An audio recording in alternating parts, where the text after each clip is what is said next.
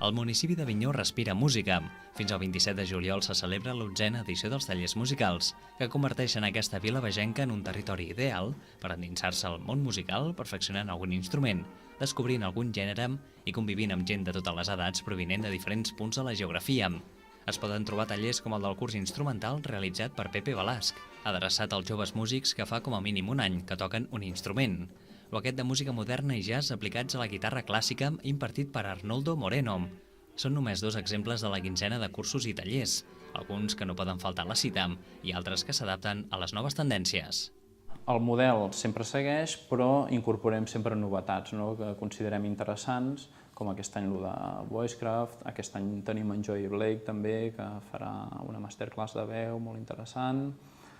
També hem incorporat el de l'Indie Hop, que és la tècnica aquesta de ball de swing, que ara està molt de moda arreu d'Europa i sobretot a Barcelona.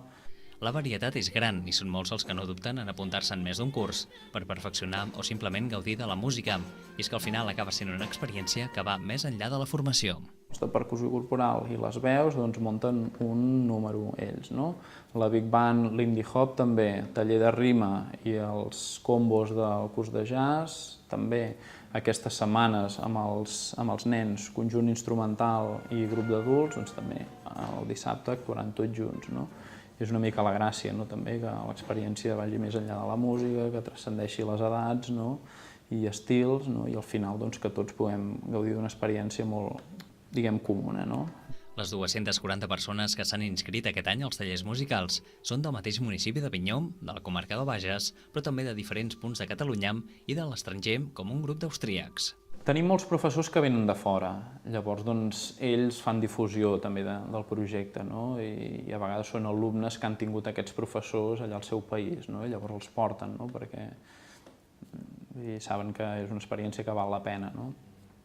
I això enriqueix moltíssim, el fet que hi hagi gent de fora, que es parlin diversos idiomes. Créixer més jo crec que tampoc podríem, perquè és un poble petit. Els Amics de la Música d'Avinyó, que és l'entitat organitzadora, són pocs socis, però suficients com per tirar això endavant. Gaire més que no podríem. Però ara és la mida justa. Els cursos es complementen amb els concerts com el d'aquest proper dissabte, on es posarà a escena el treball que s'ha fet des dels tallers familiars, o les jam sessions que es faran cada dia al vespre durant la setmana vinent, a càrrec dels alumnes i professors. Aquesta 11a edició es clourà el dia 27 de juliol, amb la nit de swing. Dóna sentit també a tota la feina, si estudies i prou i no surts de casa amb allò que t'apassiona, tampoc té molt de sentit. La música és per regalar-la i per compartir-la, sentir el feedback del públic també, i això fa que tingui sentit tot plegat.